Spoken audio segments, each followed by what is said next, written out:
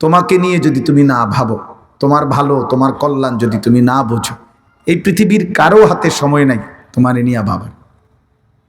ব্যস্ততম এই দুনিয়ায় তোমার মতো 2-4 জন ছেলে নষ্ট হয়ে গেলে কারো হাতে সময় নাই। স্বার্থপর এই দুনিয়ায় সবাই ব্যস্ত, সবাই ব্যস্ত, আপনজনরাও এখন ব্যস্ত।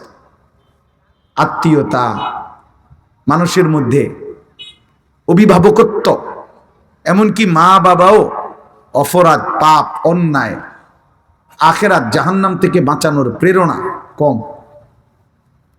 সবাই আপনার ব্যস্ত, কারো হাতে সময় নেই।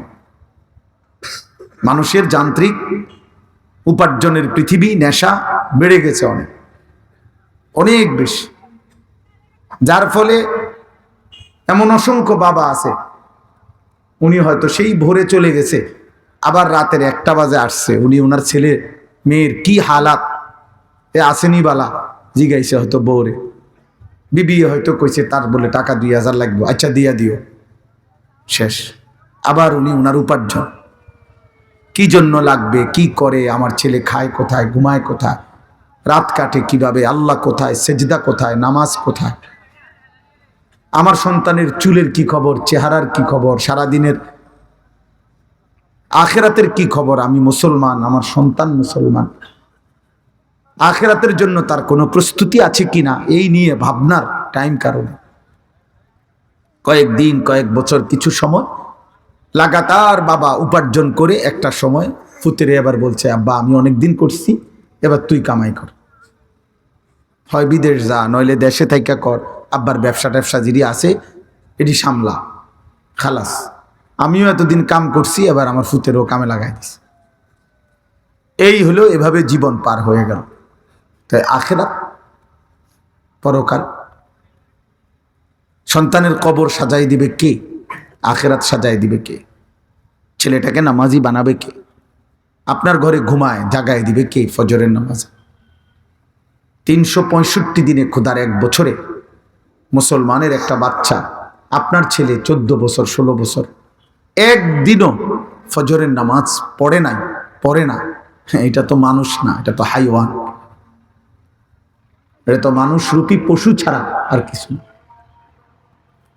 এটা তো এক ধরনের জন্তু জানোয়ার ছাড়া আর কিছু না। তো ওরে ফজরের নামাজের জন্য উঠাই দিবে কি ফেরেশতা? এর বুঝি ইমাম সাহেব উঠাই দিব যাইয়া? তো বাবার জিম্মাদারি, মায়ের জিম্মাদারি কই? সন্তানের পড়ালেখার খরচ আপনি দেন, হিসাব রাখেন, চাকরি, ব্যবসা, টাকা পয়সা, কাপড় চোপড়, জামা প্যান্ট সব আপনি বোঝেন, ওর নামাজের কথা বোঝেন না, ওর আখেরাতের কথা আপনি বোঝেন না, ওর চেহারা দেখলে আপনি বোঝেন না যে ও সারা রাত কি করে, ওর চুল দেখলে বোঝেন না আপনি ও যে বেঈমানের মতো চুল রাখছে, তো আমনের ফুত না বলে এটা, তো ফুত যদি আমনের হয় চুল কেন মুশরিকের মতো, বেঈমানের মতো হবে কেন? তাহলে আপনি কাপুরুষ না ফুতে কাপুরুষ বলে? আপনি যদি আপনার 14 বছরের ছেলের সামনে ব্যর্থ, তো আমনের মতো আকামলা মানুষ দিয়ে কি হইব দুনিয়া? আপনি যদি এটা বলে ফেলেন যে আমার 14 বছরের ছেলেটার সামনে আমি পারি না, তো আমনের মতো ব্যাটারি দিয়ে কামড়াইব কি? ভাত খাওয়ান ছাড়া বলে। এই জন্য এটা জরুরি বাবা, আত্ম উপলব্ধি বহুত জরুরি। কোন মানুষের এটা বড় নিয়ামত যে আল্লাহ তাআলা তাকে আত্ম উপলব্ধি, মানে নিজের সাথে নিজের বোঝাপড়া, আমার বিবেকের সাথে আমার বোঝাপড়া আছে, আমি কে, আমি কোত্থেকে আসছি, আমাকে কে পাঠাইলেন, তিনি আমার কাছে কি চাচ্ছেন, আমি যা করছি তাই কি করা উচিত নাকি অন্য কিছু, আমার ছেলেটা যা করছে এটাই কি জীবন, আমার মেয়েটা যা করছে এটাই কি জীবন, আমার স্ত্রী যেভাবে চলতেছে ফিরতেছে এটাই কি মুসলিম নারীর পরিচয়? এতটুকু বোঝাপড়া যদি না হয় তো সন্তানকে গড়ে দিবে কি? পরিবারের দায়িত্ব আদায় হলো কি? অভিভাবকের জিম্মাদারি আদায় হলো কি? একটা ছেলে অপ্রাপ্ত বয়স্ক, এরে একটা বড় মোবাইল দিয়ে পাঠাই দিছে মোবাইলে ভিডিও করতে, এই যে এখন দেখলেন আমি উঠাই দিলাম যে বাচ্চাটা, নিশ্চিত তো এই বাচ্চার মোবাইল না, এটা এই 10 বছরের বাচ্চার মোবাইল, এটা এটা তার কোনো না কোনো অভিভাবক, হয়তো তার রাস্তার মাথার থেকে কারোর থেকে আনছে না, তার নিজস্ব কোনো লোক ছাড়া। তাহলে ওই অভিভাবক কি পরিমাণ জালেম, ওই মা জালেম, ওই বাবা জালিম, যে তাদের অনুপযুক্ত সন্তানকে মোবাইল হাতে দিয়ে দিছে, যে আব্বা দেখো, নারী দেখো, ছবি দেখো, নাটক দেখো, নর্তকী দেখো, সিনেমা দেখো, টেলিভিশন দেখো, রিমোট হাতে নাও, তোমার মতো তুমি দেখো, তোমার যেটা ভাল লাগে, তোমার মন চাইলে দাঁড়াইয়া পেশাব করবা, মন চাইলে বৈশা পেশাব করবা, তোমার মন চাইলে বন্ধুদের সাথে আড্ডা দিবা, যতবার পেটে বুক লাগবা আমি মার কাছে এসে খানা খাইয়ে যাইবা, টাকা লাগবে আব্বার কাছ থেকে নিবা, শেষ। বাবার দায়িত্ব টাকা দেওয়া, মার দায়িত্ব রান্না করে দেওয়া, বাকি চাল, চেহারা, চলাফেরা, পছন্দ অপছন্দ, উঠা বসা, নড়াচড়া, এটা তার মন মতো, তার বন্ধুদের পরামর্শ মতো। সমবয়সী বন্ধু তাকে বুঝাই দিছে, দোস্ত এই কাটিংটা দিলে চুল তোরে সুন্দর লাগবে, এই জামাটা তোকে ভালো মানাবে, তাইলে সমবয়সী বন্ধু হলো তার মুরব্বী। এই অপদার্থ জীবন, এই ফালতু জীবনের কি অর্থ আছে বলেন? এটা বুঝি একটা পরিবারের সার্থকতা? আমার সন্তান 4 জন, আমার স্ত্রী 1 জন, তা আমি মনে করেন আমার ফ্যামিলির 6 জন, আমরা আমার ফ্যামিলি, তা আমার 6 জন 6 রকম, এটাই পরিবার? আমারে দেখতে একরকম, আমার ফুতরে দেখতে আরেক রকম, আমার বউর চলাফেরা একরকম, আমার জির চলাফেরা একরকম, এটারই নি কয় পরিবার? পরিবার তো একটি সংঘবদ্ধ অংশকে বলে। তাইলে পরিবারের মধ্যে কোনো বোঝাপড়া থাকবে না কেন? এই জন্য আমি এই কথাটা বললাম। আল্লাহ নবী সাল্লাল্লাহু আলাইহি ওয়াসাল্লাম বলেছেন, মা মিন মাউলুদিন ইল্লা ইউলাদু আলাল ফিতরা, প্রত্যেকটি মানব সন্তান আল্লাহকে মানার পূর্ণ যোগ্যতা নিয়েই পৃথিবীতে ভূমিষ্ঠ হয়। আল্লাহ তাআলা তার শারীরিকভাবে আল্লাহকে মানার যোগ্যতা দিয়েই পৃথিবীতে পাঠায়। ফাআবাওয়াহু ইউহাব্বিদানিহি আও ইউনাসসিরানিহি আও ইউমাজ্জিসানিহি, নবীজি সাল্লাল্লাহু আলাইহি সাল্লাম বলছেন। অতঃপর তার মা বাবা, আল্লাহর নবী কাউকে দোষারোপ করে নাই, মা বাবাকে বলছে। অতঃপর ওই সন্তানের বাবা মা এই বাচ্চাটাকে ইহুদি বানায়, অথবা খ্রিস্টান বানায়, অথবা অগ্নি পূজক মুশরিক বানায়। রঙিন টেলিভিশন আপনার ঘরে, আপনার যে 10 বছরের বাচ্চাটা নর্তকী দেখে, হিন্দি সিনেমার নর্তকীর নাচ দেখে, হিন্দি যত ছবি, ইন্ডিয়ান যত ছবি মুসলমানদের ঘরে চলে, প্রত্যেক ছবির কোনো না কোনো পর্বে পূজার কোনো দৃশ্য, পূজার কোনো উৎসব, দেবতার কোনো ছবি এখানে আছে। তাহলে মুসলমানের ঘরে আহা নাফরমান বাবা মা এতটুকু বুঝে না, আমার ছেলে মুশরিক, শিরিক শিখতেছে, মূর্তি পূজা শিখতেছে। হ্যাঁ, উনি চালাবে রঙিন টেলিভিশন, আর মসজিদের হুজুরের দায়িত্ব হইল তারে, আর মাদ্রাসার হুজুরের দায়িত্ব হইল তারে জোনায়েদ বাগদাদি বানায় দেওয়া। বুঝেন নাই কথা? আমনের দায়িত্ব নষ্ট করে দেওয়া, আর আমরার দায়িত্ব হইল তারে আব্দুল কাদের জিলানী বানায় দেওয়া। এটা সম্ভব কিভাবে বলেন? একটা 8 বছরের বাচ্চা রঙিন টেলিভিশনটা কিনে আনছে, কথা বলে না কেন? আর এই ঘরের টেলিভিশন আরেক ঘরের বেড়ায় দিছে। তো এই ঘরে যে নর্তকী নাচে আপনি জানেন না? আপনি বোঝেন না নাটকে কি দেখায়? আপনি বোঝেন না সিনেমায় কি দেখায়? আপনি বোঝেন না মাত্র ছেলেটার বয়স 10 বছর, অথচ 24 বছর 25 বছরের যুবক যুবতী একটা আরেকটার সাথে হারাম প্রেম করে, জিনা করে, ব্যভিচার করে, নাচে গায়ে জড়িয়ে ধরে।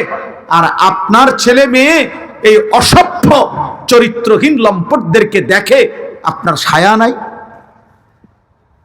ওই মার তো লজ্জা নাই, ওই বাবার তো লজ্জা নাই। ওই বাবা মাও তো বেশরম, বেহায়া, যারা ইচ্ছা করে সিদ্ধান্ত দিছে আমার ছেলে নষ্ট হয়ে যা, আমার মেয়ে চরিত্রহীন হয়ে যা। নাহলে আপনি কি দেখাইলেন? নাটকের মধ্যে জুনায়েদ বাগদাদির জীবনী দেখায়, আপনি বুঝেন না? এত ছোট বাচ্চাই যে দেখেন, এই বাচ্চাটার বয়স কত হবে? বলেন না, আমি বুঝাইতে চাই, আপনি বলেন ওর মাথার চুল এটা জিজ্ঞাসা করেন যে বাবা তুমি এটা কার চুল রাখছো, ওর বয়স কত হবে, 14, ওরে জিজ্ঞাসা করেন যে তার বাবার কি দায়িত্ব ছিল না জিজ্ঞাসা করা যে আব্বা তুমি, আমি মুসলমান, তোমার চুল এমন হবে কেন? বলেন না, না বলেন, আপনি হাসেন না, মস্কারি করেন না, নস্কারি করেন না। আপনার ভাত আমনে খান, আমার ভাত আমিই খাই, কেউ কারোর জন্য আটকায় না। সেজদা দিলেও দুনিয়া পার হয়, নাফরমানি করলেও দুনিয়া পার হয়। পৃথিবীর সবচেয়ে বড় ইমানদারেরও মৃত্যু হবে, নিকৃষ্ট কাফেরেরও কি হবে? দুনিয়া কোনো আশ্চর্য কিছু না যে আমনে ভাত খাইলে আমরা কোনো চিরা খাই না, আমনে বিল্ডিং এ ঘুমাইলে আমরা কোনো মাটির ঘরে ঘুমাই না, আমনের ঘরে সোফা থাকলে আমরার ঘরে কোনো ফিরি না, আমরার ঘরে সোফা। দুনিয়া ফালতু জিনিস, এটা খুব আহামরি কিচ্ছু না। এ ফাঙ্গাস তেলাফিয়া আর ফুলকপি পাতাকপি এটি খুব মারাত্মক কিছু না, এটা খুব আহামরি কিছু না মিয়া। এখন টাইলসওয়ালা বিল্ডিং কইতে এত মিথ্যা কথা কন লাগে না, এত টাকা সুদ খাইতে হয় না, এত সিটারি বাটফারি করতে হয় না, দুনিয়া এমনিই চলে। কিন্তু আখিরাত অনেক লম্বা, আখিরাত অনেক লম্বা। ফামা মাতাউল হায়াতিদ দুনিয়া ফিল আখিরাতি ইল্লা কালিল। আল্লাহ বলছে বান্দা আখিরাতের তুলনায় দুনিয়ার জীবন একদম সামান্য। দুনিয়া সর্বোচ্চ তোমার 60 বছর, হাসরের ময়দানের একদিন, খোদার কসম আল্লাহ কোরআনে বলছে একদিন 50,000 বছর, 50,000 বছর। একটা ছেলে, শোনো আব্বা, তুমি যদি মুসলমানের বাচ্চা হয়ে থাকো, শোনো আব্বা, আল্লাহ বুলাই দিল কে তোমার এত কম বয়সে? 12 বছর বয়সে আল্লাহ চেনো না? 14 বছর বয়সেও 1 ওয়াক্ত নামাজ পড়তে চেনো না? ছি ছি ছি, এত অল্প বয়সে তোমারে আল্লাহ বুলাই দিল কে? এত অল্প বয়সে নর্তকী দেখা তুমি মজা পাইয়া লাইলা, অশ্লীল ছবি দেখে মজা পাইয়া লাইলা। ছি, তো চরিত্রহীন বেটা। 14 বছর বয়সী ছেলেটা যদি মোবাইলে নারী ছবি দেখে, উলঙ্গ দৃশ্য দেখে, নাটক সিনেমার নর্তকীর নাচ দেখে, ও বেহায়া না? কথা বলে না কেন? ও লম্পট না? ও চরিত্রহীন না? এত কম বয়সে যদি ছেলেটাকে নষ্ট করে দিল কে? ওরে এত অল্প বয়সে আল্লাহ ভুলাই দিল কে? জিনে বুতে আপনি অভিভাবক, গাফেল অভিভাবক। আপনি বুঝছেন নামাজ রোজা আমার দায়িত্ব না, আমার দায়িত্ব ভাত। আমি বাবা হিসাবে আমার দায়িত্ব তারে বিল্ডিং করে দেওয়া, আমি বাবা হিসাবে তার দায়িত্ব, আমার দায়িত্ব তারে বিদেশ যাইতে চাইলে টাকা মিলাইয়া দেওয়া। আমি বাবা হিসাবে তার দায়িত্ব, আমার দায়িত্ব হইল সে যখন যেটা চাইবে, জামা, shirt, pant, half pant, full pant, ওইটা ব্যবস্থা করে দেওয়া। নামাজ রোজা আখিরাত তার নিজের দায়িত্ব। অথচ আল্লাহর কসম, আল্লাহ বলছে দুনিয়া দেওয়া বান্দা আমার দায়িত্ব, আর নামাজের জন্য অভ্যস্ত করা তোমার দায়িত্ব।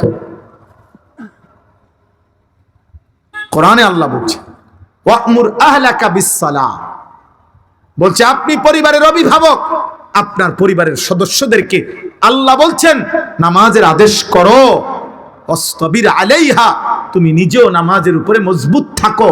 লা নাসআলুকা রিজকা, আল্লাহ বলে তোমাদের কাউকে দুনিয়ার সম্পদ, অর্থ, রিজিক দিতে আমি তোমাদের সাহায্য চাই না। নাহনু নারযুকুক, তোমার পুত তুমি, তোমার মা, তোমার বাবা, তোমার ছেলে, তোমার মেয়ে, তোমার নাতি, তোমার নাতনি, প্রত্যেকের রিজিক আমি আল্লাহ একাই দেব।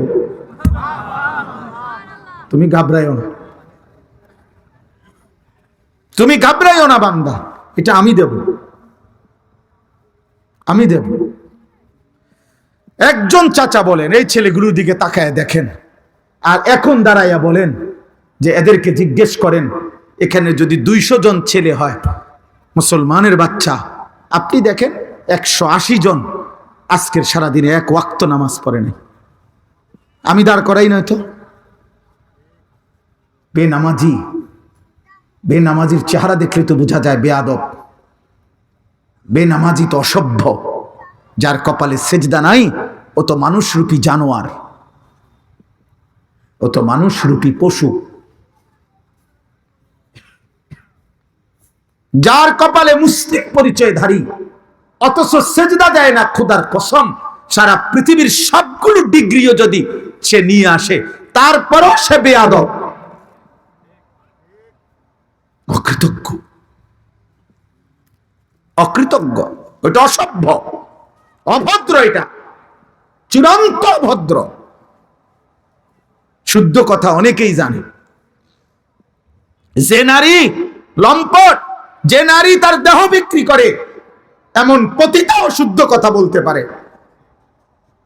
যে 24 ঘন্টা কোটি কোটি টাকা জীবনভর 30 বছর ধরে হারাম খায়, সুদ খায়, এও শুদ্ধ কথা কইতে জানে মিয়া। শুদ্ধ কথা বললেই ভদ্র না। ভদ্রতা তো আখলাককে বলে। চরিত্রের নাম ভদ্রতা। কিসের নাম? তাহলে এদের নামাজ কোথায়? আল্লাহ কোথায়? সেজদা কোথায়? বুট খায়, বাদাম খায়, আড্ডা দেয়, মোবাইল দেখে, নারী দেখে, ছবি দেখে, লাফায়, ফালায়, লাত্তি দেয়, চুল ধরে টান মারে, শার্ট ধরে ঘুষি মারে। বাহ, আহা, অভিভাবক নাই, কে মা কে বাবা, কারো কোনো ফিকির নাই। সব মনে রাখবেন বাবা। এই জন্য পরিষ্কার বল, মানুষ গড়তে হয়, গরুর বাচ্চা, ছাগলের বাচ্চা গড়তে হয় না। এই জন্য বাছুর জন্মের পরে গাভী, মাসখানিক পরে হলো গাভী যদি বেগ চালায় বাজারে নিয়ে, তাহলে বাছুরের অসুবিধা হয় না, বাছুর এমনি বড় হয়ে যায়। কারণ এর কোনো আখলাক চরিত্রের কিছু নেই, এর কোনো তালিম তরবিয়তের কিছু নেই, এর কোনো শিক্ষা দীক্ষার কিছু নাই। এ পুরা গ্রাম দৌড়াইয়া এই বাছুর এটা এমনি এমনি বড় হয়ে যাবে। এর তো কোনো শিক্ষা দীক্ষার কোনো প্রয়োজন নেই। কিন্তু মানুষের বাচ্চা এমন ছেড়ে দিলে মানুষ হয় না, ওরে ধরে রাখতে হয়, ওরে কেউ একজন ধরে রাখতে হয়, ওর প্রত্যেক কদম ধরে রাখতে হয়, ওরে টেনে ধরতে হবে। না বাবা, এটা করা যাবে না, তুমি মুসলমান, তুমি মুসলমান, তোমার আল্লাহ আছে, তোমার ধর্ম আছে, তোমার নবী আছে, তোমার কোরআন আছে, তোমার আখিরাত আছে। তুমি নারী দেখতে পারো না, তুমি অস্থির ছবি দেখতে পারো না, ধরে রাখতে হয়, শিখাইতে হয়। ছোট্ট থেকে ছোট্ট বিষয় নবী সাল্লাল্লাহু আলাইহি সাল্লাম ছোট সাহাবাদেরকেও শিখাইছেন। আমরা কিতাবে পড়ছি, নবী সাল্লাল্লাহু আলাইহি ওয়াসাল্লামের কলিজার টুকরা নাতি হযরতে হাসান, বড়জন যিনি, ফাতেমা রাদিয়াল্লাহু তাআলা আনহার বড় ছেলে হাসান হুসাইন, তো বড়জনের নাম কি? হাসান। এই হাসান রাদিয়াল্লাহু তাআলা আনহু একদিন মসজিদে নববীর বারান্দা থেকে সদকার খেজুর রাখছে, ওইটা একটা খেজুর মুখে দিছেন। হাদিসে আছে নবী সাল্লাল্লাহু আলাইহি সাল্লাম তৎক্ষণাৎ বলছে, কাখ কাখ, ওই ভাই তোমাদের যদি বসতে অসুবিধা হয় চলে গেলে ভালো হয়। এই যে আপনারা যারা দাঁড়ায় আছো ভাই, যদি কারো বসতে অসুবিধা হয় তাহলে চলে গেলেই ভালো, যাও না ভাই, আর নাই তো বসো না। অনেকের পায়ে সমস্যা থাকতে পারে, ফ্যান্ট সিফা থাকতে পারে, অনেকে সিবা ফ্যান্টের কারণে পইতারে না। এত সিফা, এত ফ্যান্ট সিফা, এটা জীবনের কোনো সুখ আর দেয় না, কোনো বইতেও পারে না আরামসে। এটা মনে রাখবেন। আমি বললাম বাবা, এটা আমি ইতিহাস থেকে বলতেছি, এই প্যান্ট সিফা প্যান্ট যাদের, এটা গোলামের প্যান্ট, মনে রাখবেন। এটা কৃতদাসের প্যান্ট, কৃতদাস, আফ্রিকার কৃতদাসদেরকে এই প্যান্ট পরানো হতো, কসম খোদার। এটাই ঐতিহাসিক তথ্য।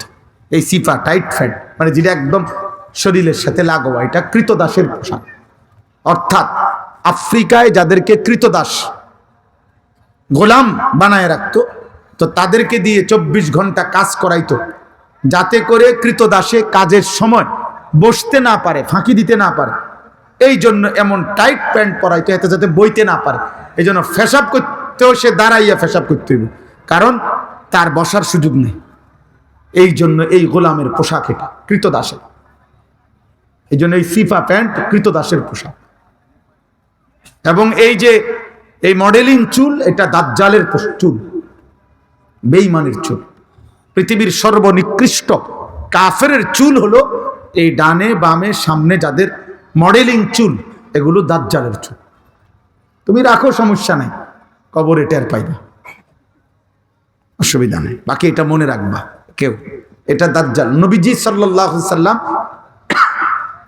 বিশুদ্ধ হাদিস, একেবারে বুখারী মুসলিমের হাদিস, আল্লাহর নবী সাল্লাল্লাহু আলাইহি সাল্লাম শেষ জামানার দাজ্জালের পরিচয় দিতে গিয়ে এটা বলছেন যে দাজ্জালের একটা বৈশিষ্ট্য হলো, দাজ্জালের এক নাম্বার একটা অন্যতম তার চেহারার বাহ্যিক বৈশিষ্ট্য হলো সে যুবক হবে।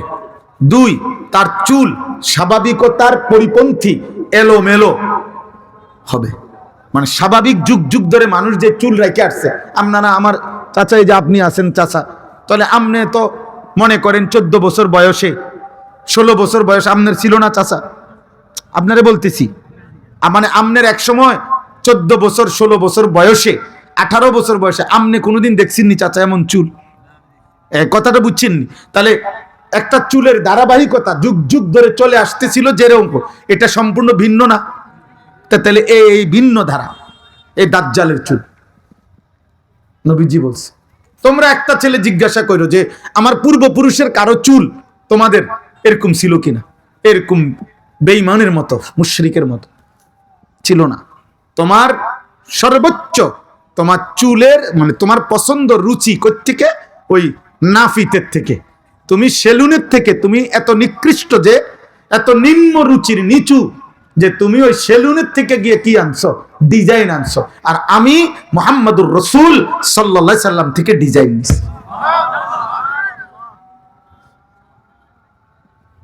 তফাৎ এটা। আমি দাড়ি রাখছি রাসূলুল্লাহ সাল্লাল্লাহু আলাইহি সাল্লামের কথা শুনে, আপনি দাড়ি কাটছেন সেলুনের নাফিতের কথা দেখে। অনেক ব্যবধান নিয়ে আমনের লগে আমার রুচি, অনেক নিচু বেটা। এখনো বেটা মাদ্রাসার হুজুরদের সামনে কোন যোগ্যতা দিয়ে দাঁড়াইবার মতো সক্ষমতা এই পৃথিবীর কারো হয় নাই বেটা, এখনো কোন সিস্টেম নাই বেটা। আমি একা প্রমাণ করব বেটা। শিক্ষা দীক্ষা বুদ্ধি বিবেচনা চাল চলন চরিত্রতা পবিত্রতা আখলাক সৌন্দর্য কোন কিছু দিয়ে মাদ্রাসার ছাত্রদের সামনে দাঁড়াইবার মতো ক্ষমতা এখনো কারো হয় না বেটা। 16 বছর পরস কেন খারাইয়া মতস বেটা, তুই কিছুই তো শিখছ না বেটা। কি পড়ালেখা করলি বেটা? ঘোড়ার ঘাস বেটা, মতনে তো জানোস না বেটা। 12 বছর ধরে পড়স বেটা, রাস্তার কোনা দিয়ে মুত্তা দেশ বেটা। আহাম্মক, রাস্তার কোনার মধ্যে তো জানোয়ারে পেশাব করে বেটা। কোন যোগ্যতা দিয়ে মাদ্রাসার সাথে তুলনা দিবেন? আসেন আসেন মিয়া।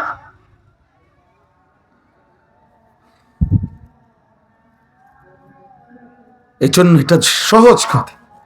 ইংরেজি ভাষা জানে, ইংরেজি ভাষা পৃথিবীর শ্রেষ্ঠ ভাষা। এটা কোথায় স্বীকৃতি হয়েছে?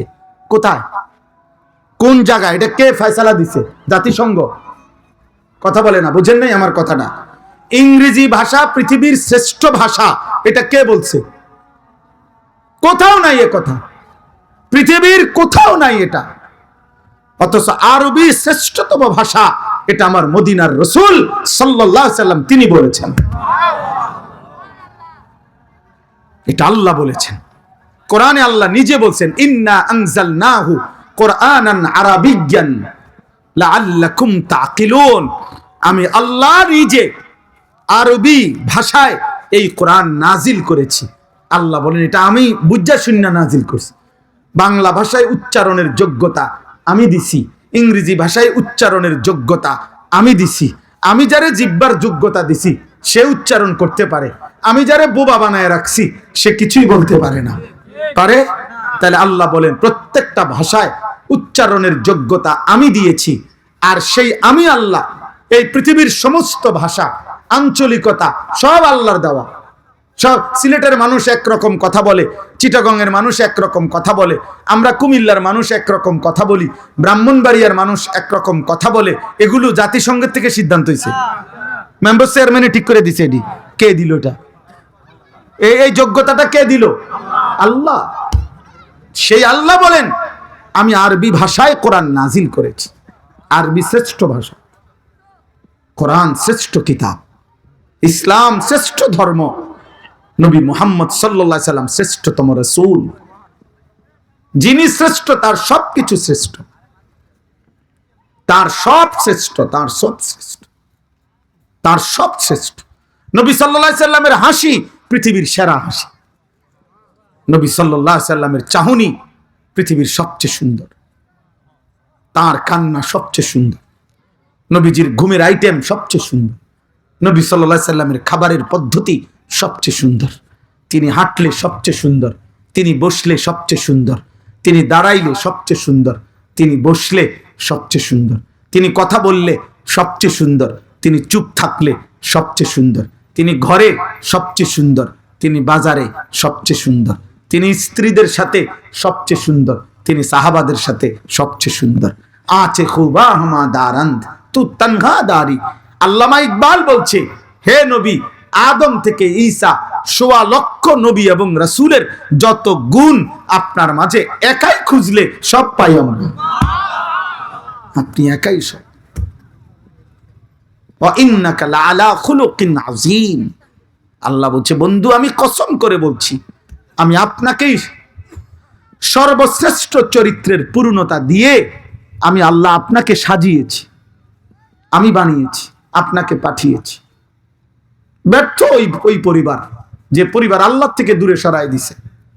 ওই বাবা ব্যর্থ, যে তার ছেলে মেয়েকে রাসূলুল্লাহ সাল্লাল্লাহু আলাইহি সাল্লামের সুন্নাত থেকে সরাই দিছে। আপনি ব্যর্থ বিয়া। ভাত মাছ বিল্ডিং করে দিয়েছেন, আপনি মইরা যান, বিল্ডিং এমনি করতে পারবো ফলাইনি। অসংখ্য এতিম বাচ্চা যার জন্ম থেকে বাপ নাই, হেতে বড় হইছে, বিয়া করছে, বিল্ডিং করছে, জিফুত হইছে, খাট পালং সোফা ফার্নিচার বানাইছে। এইটি বানানোর লাগে আপনার মতো ব্যাড লাগে না। এটি এমনও পারা যায় না। এতিম বাচ্চা মানুষ হয় না, এতিম বাচ্চা বিল্ডিং করতে পারে না। তো আপনি কি বেশি কি দিয়ে গেলেন? আল্লাহ ভুলাইলেন কেন? আখিরাত ভুলাইবেন কেন? আখিরাত ভুলাবেন কেন বাবা বলেন? আফসোসের বিষয়, দুনিয়া নিয়া বাবাও খুশি, ছেলেও খুশি, দুনিয়া পাইয়া মাও খুশি, জিও খুশি, সবাই খুশি, চাচা দাদারাও খুশি। মাশাআল্লাহ, বিকাল বেলা চা দোয়ানে বইয়া রয়েছে, বিড়ি খাইতে আছে, চা খাইতে আছে, গপ মারতে আছে, টেলিভিশন চলতে আছে, নাচ গান, দাদা খুশি, মাশাআল্লাহ, কোনো টেনশন নাই। আল্লাহর রহমতে 3 ফুট বিদেশ, বাইক বিল্ডিং করছে, বাজার সদাই ঠিক মতো চলতে আছে। আর কি, দুনিয়া পেয়ে খুশি। মা খুশি, ছেলেটা আল্লাহর রহমতে বিদেশ গেছে, টিয়া পয়সা দিতে আছে। খালাস, এক মুমিনের জীবন মানে দুনিয়া পেয়ে খুশি। এক মুসলমানের হিসাব শুধু দুনিয়া, আখিরাত। কবর কার জন্য? পরকাল কার জন্য বাবা? 30 পারা কোরআন তাহলে কার জন্য নাজিল হলো? মুসলমান যদি এটা গ্রহণ না করে তো এটা নাজিল হলো কার জন্য?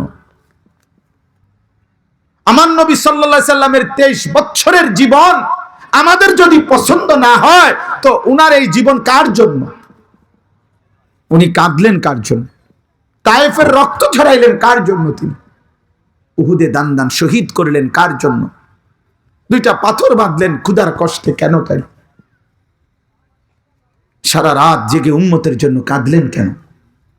বলেন আব্বা, বলেন, বলেন বাবা, বলেন। একজন ভাবেন, একজন।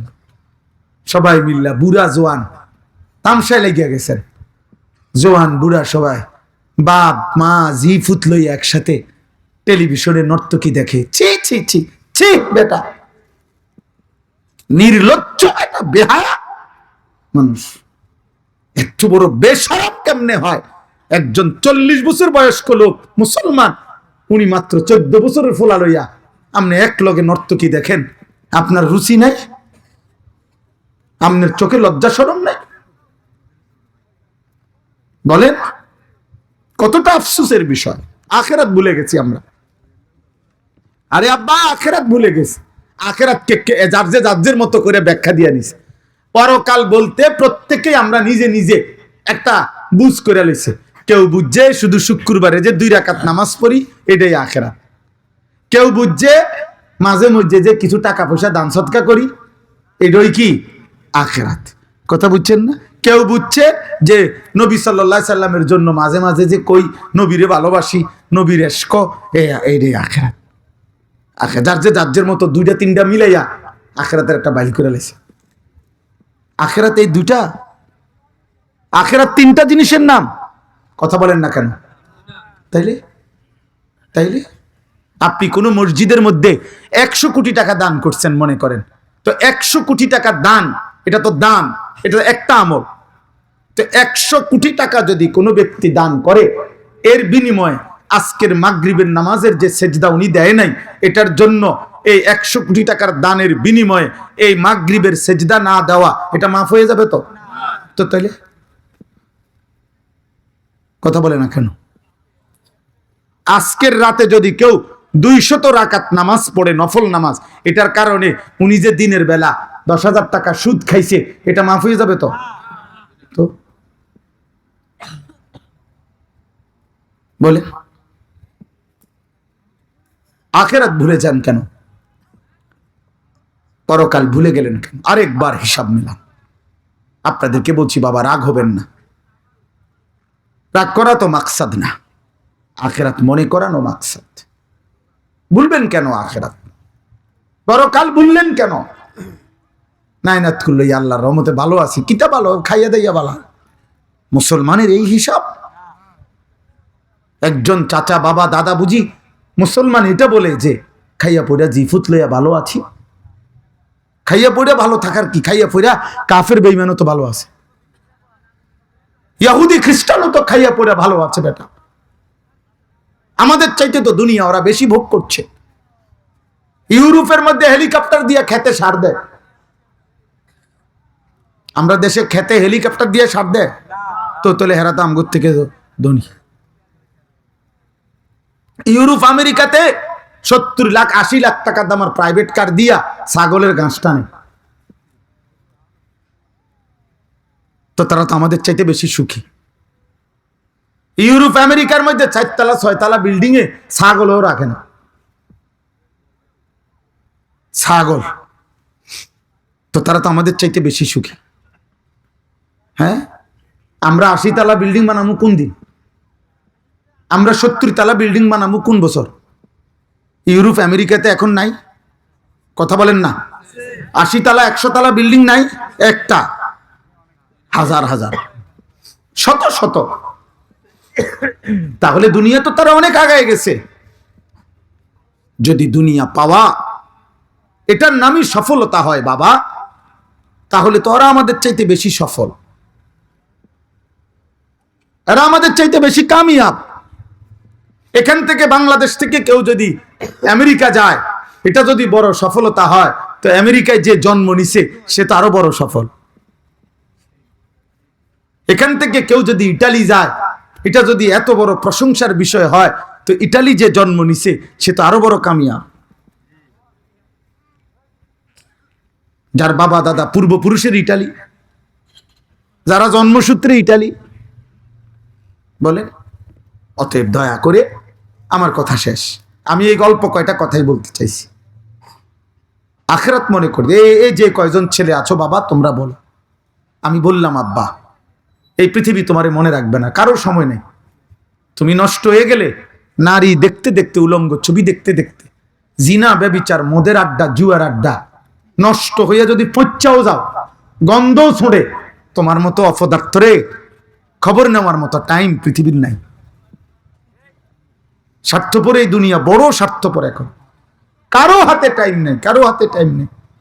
বাপের হাতেই টাইম নাই, তো মানুষের হাতে টাইম আইব করতে? মার হাতেই টাইম নাই। মা বাচ্চারে বলছে কান্দা থামানোর লেগা, এবুড়ি বাচ্চাটার হাতে, 3 বছরের বাচ্চার হাতে একটা বড় মোবাইল দিয়া দিছে। হ্যাঁ তুই সা, মাইকদুর সাজে বইয়া বইয়া। কেন? এবুড়ি ওই ভালো করে নিরিবিলি যেন ড্রেসিং টেবিলে সাজগুজ করতে পারে, এবুড়ি মার্কেটে যাইব এই জন্য বাচ্চাটারে থামানের লাইগা মোবাইলটা দিয়ে দিস। তো যে মা এত বড় স্বার্থপর, সেখানে বাকি সমাজের মানুষ বাবার টাইম কই। আমি নিজে দেখছি মক্কা শরীফ আল্লাহর ঘরে তাওয়াফ করে আপনার বাবা মানে স্বামী স্ত্রী আর বাচ্চাটারে বড় মোবাইল দিয়া আল্লাহর ঘরের কাছে কসম বাচ্চাটারে দিয়া রাখছে, বড় মোবাইলটা দেশে 2 আঙ্গুলে গেমস খেলতেছে। তুমি নষ্ট হয়ে যাও। বাচ্চা এরপরে এখন আর কি হলো, এখন আর বাচ্চা ভাত খায় না মোবাইল ছাড়া, ঘুম যায় না মোবাইল ছাড়া, খাইতে চায় না মোবাইল ছাড়া। বাহ, সস্তা কথা বলে মা বাবা যে কি করবো, ফলাইন মানুষ, বাচ্চা মানুষ। অথচ আল্লাহর নবী সাল্লাল্লাহু আলাইহি ওয়াসাল্লাম বলছেন 10 বছর বয়সী বাচ্চা যদি নামাজ না পড়ে, খোদার কসম নবীজি বলেছেন অদরিবুহুম আলাইহা, তাকে প্রহার করো। যিনি রাহমাতুল লিল আলামিন নবী, তিনি বলছেন, তিনি বলেছেন এই কথা। অতএব এই কথা আমার এটাই, আমরা যদি মনে করি আমাদের আখিরাত লাগবে না, আল্লাহর সাক্ষাৎ লাগবে না, জান্নাত লাগবে না, আমরা যদি মনে করি আমি দুনিয়ার জীবন নিয়েই খুশি, আমরা যদি মনে করি দুনিয়া আমি যে দুর্ব্যবস্থা করছি এতেই আমি নিশ্চিন্ত, আমরা যদি আল্লাহর হুকুমের ব্যাপারে গাফেল থাকি, তো খোদার কসম আল্লাহ বলছে এই মানুষগুলো সকলের ঠিকানা জাহান্নাম। এই কথাটাই আমি এনে পড়ছি, এই আয়াতের তর্জমা বললেই আমার কথা শেষ। ইনশাআল্লাহ আমার ছোট ভাই হাফেজ মাওলানা আতিকুর রহমান আশরাফি সে আসছে এখানে, সে এরপরে ইনশাআল্লাহ বয়ান করবে, আরো উলামায়ে কেরাম বয়ান করবেন, আপনারা সবাই শুনবেন। আল্লাহ আমাদেরকে তৌফিক দান করেন। আমি প্রত্যেকটা ছেলেকে বাবা মনে করি, আজ এই সমাজ আগামীতে আরো স্বার্থপরতা দেখবা, আহা তোমাদের আমলে তোমরা দেখবা, একটু সামনে যাও। মনে করো তোমাদের এখন যাদের বয়স 20, 25, 18, তোমাদের যদি এক ওয়াক্ত নামাজ পড়তে মন না চায়, একটা সেজদাও যদি না দাও, সারা দিন রাত মোবাইলে অশ্লীল ছবি দেখো, তো মনে রাখো আব্বা আমার কথা, তোমার প্রজন্ম, তোমার পরে যে জেনারেশন আসবে, আল্লাহ যদি দেয় তোমাদেরও, আল্লাহ যদি বড় বানায়, বিবাহ শাদী করলে আল্লাহ চাহে তো তোমাদের হাতে যখন সন্তান আসবে, তখন দেখবা তাদের আখলাক কি হয়, তাদের চরিত্র কি হয়। ওই যে দেখে, ওই যে ও আমার ভাইয়ের ছোট ভাইয়ের ছেলে, ও এই যে আব্বা দাঁড়াও আব্বা, ওই দেখো এই বাবা, তো আমি বাবা তার ছেলে, সে পাঞ্জাবি টুপিওয়ালা, এটাই নিয়ম। বসো আব্বা বসো, এটা বাবার আদর্শ। আমার আব্বা কুমিল্লা শহরে ঠাকুরপাড়া বড় মসজিদের ইমাম ছিলেন, 43 বছর বাবা এক মসজিদের ইমাম ছিলেন। আমরা 5 ভাই, তো বাবারে আজীবন দেখছি সাদা টুপি পরতে, আমি বাবারে জীবনে কোনোদিন রঙিন টুপি পরতে দেখি নাই।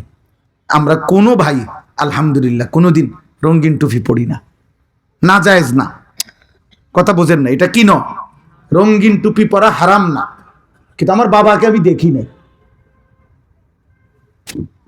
আমার আব্বার আমি দেখি নাই,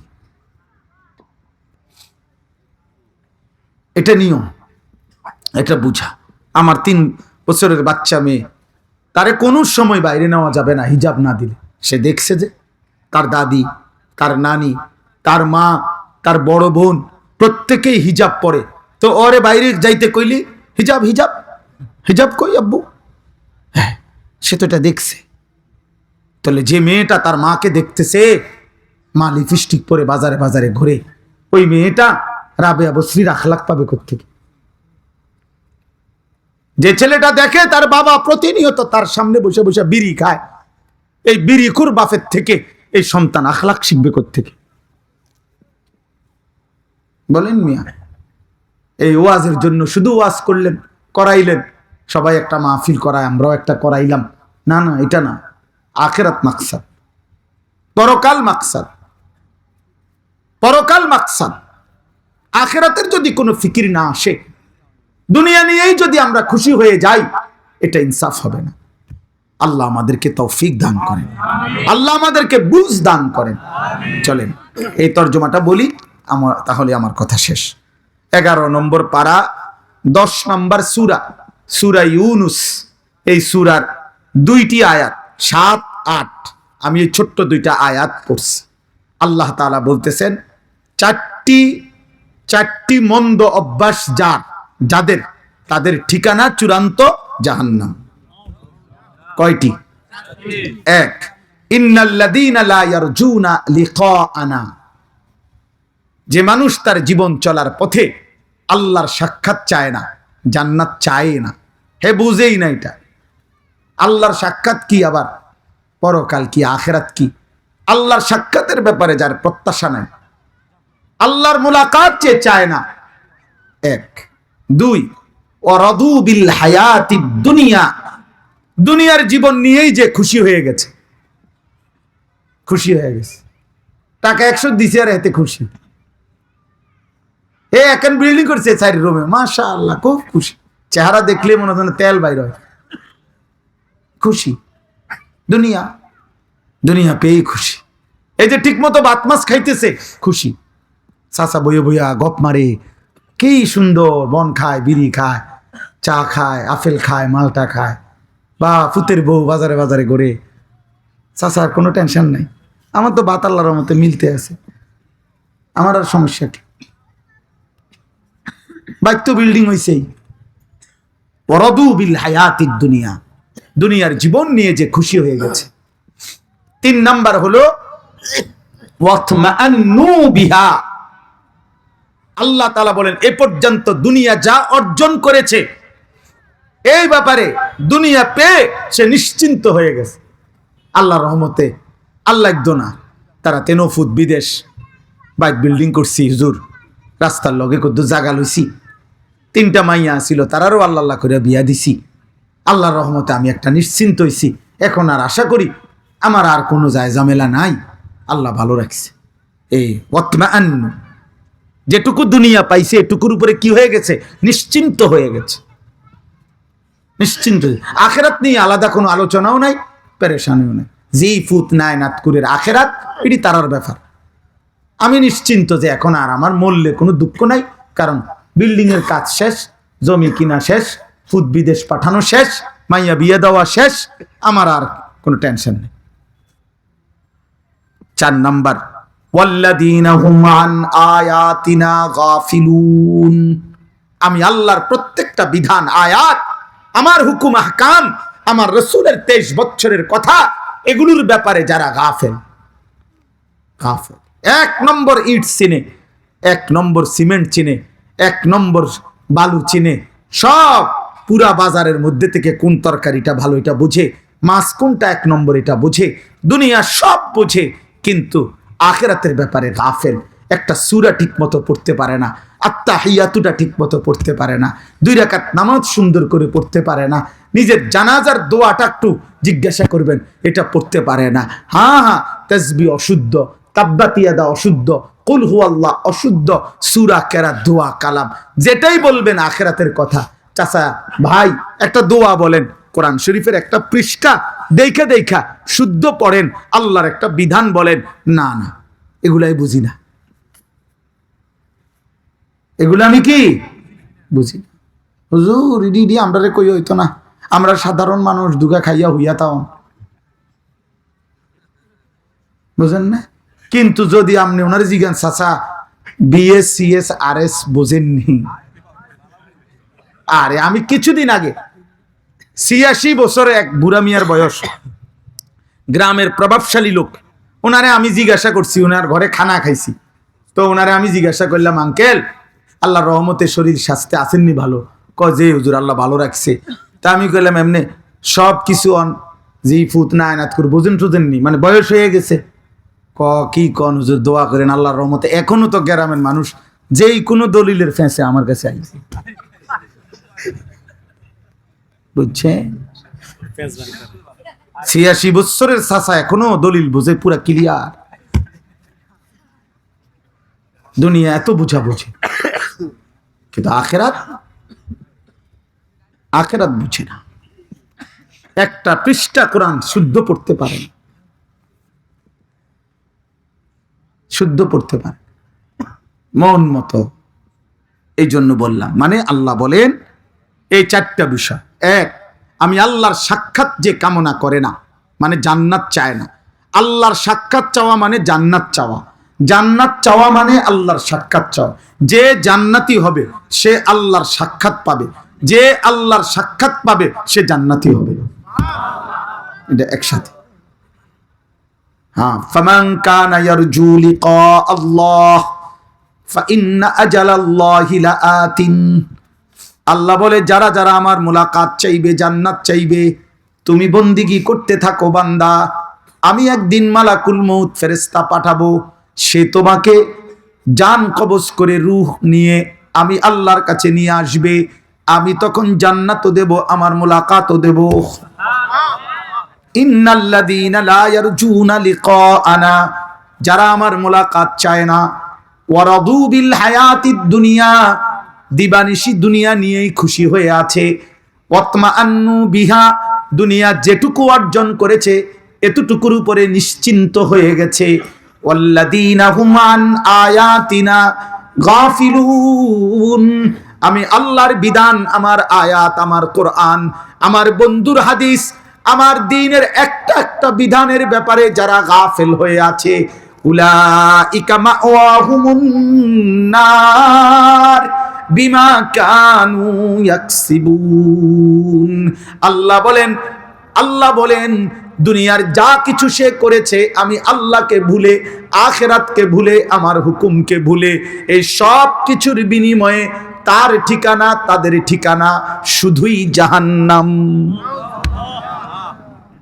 উলাইকা মাওয়াহুমুন নার, নার মানে জাহান্নাম, তাদের ঠিকানা, তাদের গন্তব্য, না ঠিকানা গন্তব্য শুধুই জাহান্নাম, শুধুই জাহান্নাম, শুধুই জাহান্নাম, শুধুই জাহান্নাম, শুধুই জাহান্নাম।